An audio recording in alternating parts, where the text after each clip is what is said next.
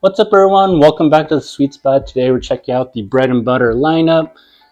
Bread and butter has been one of my favorites in terms of overall branding, graphics, and packaging. And as a designer myself, I really enjoyed just working with this company. And honestly, every time I open their packages, it gives me so much joy.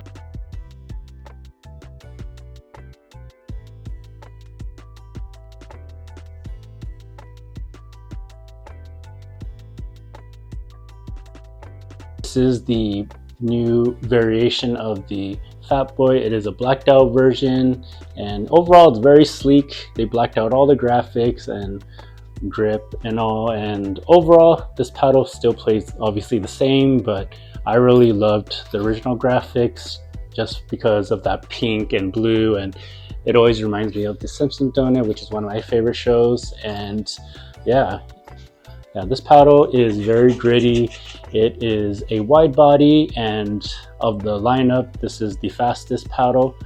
It is more of a control style paddle just because the power is actually pretty low. You really have to put a lot of effort into your drives to get this thing going, and the pop is actually pretty high on this. So when you're at the kitchen line, this thing can be actually pretty offensive or also get you in trouble. So yeah, there's a lot of trade-offs. It has low power but pretty high pop, and yeah, this is a fun one though.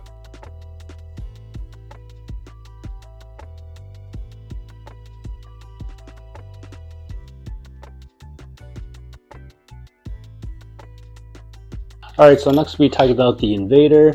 This is the original design of the Invader, and there's actually a new version of the Invader that came out, and it has graphics that are similar to this on the paddle face.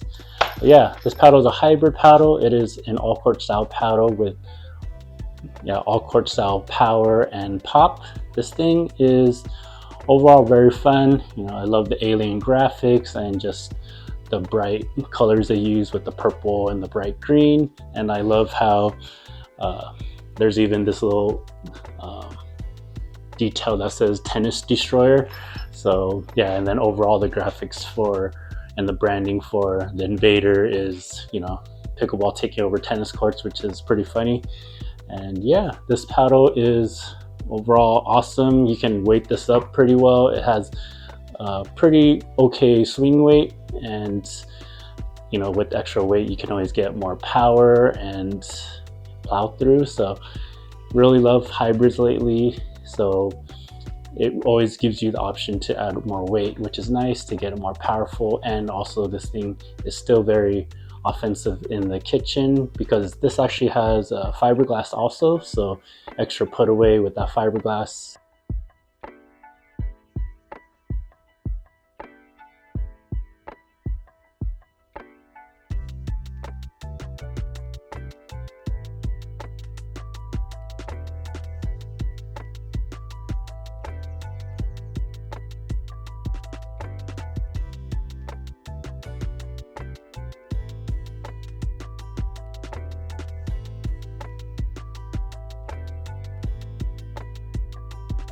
Alright, so next I'll be talking about the Shogun.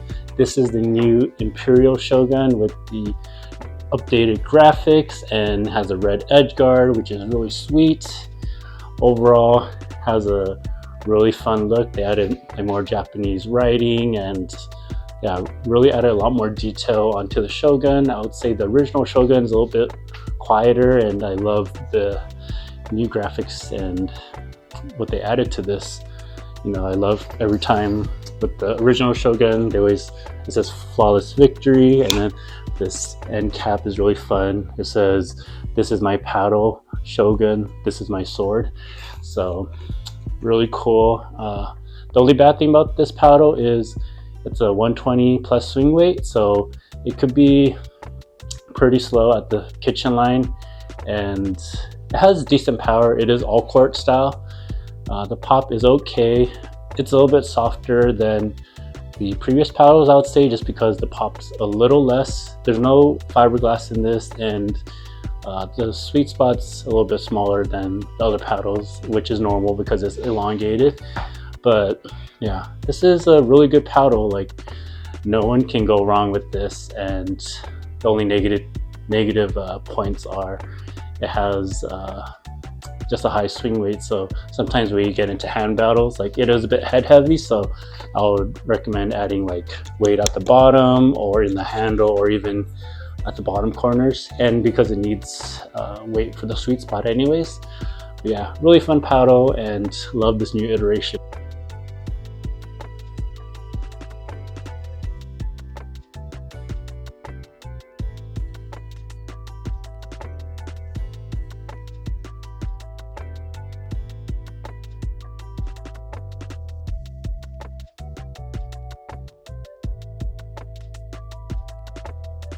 Lastly, we'll be talking about the Wild Thang. This is the newest release from Bread and Butter.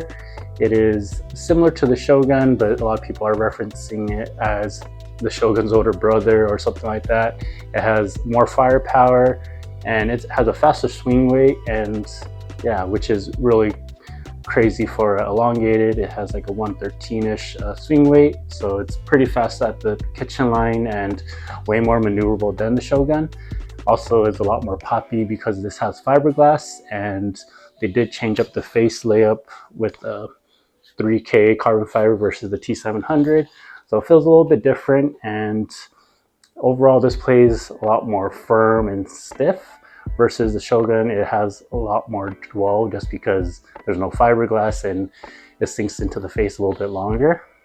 And overall, the sweet spot is not the greatest on this paddle, so it does need some perimeter weighting just to give you better forgiveness. But once you add that, it honestly is pretty good. It hits pretty well, and it hits surprisingly hard, especially after hitting with all the new foam paddles and the Gen 3 paddles. This paddle can definitely compete with a lot of those, so I caught a lot of people off guard with that. And I would say my only gripe also is, I love the graphics on the Wild Thang and with the Yeti, but I wish he was on here. I know he's at the bottom on the butt cap, which is cool, but I thought it would be pretty cool if he was on here too.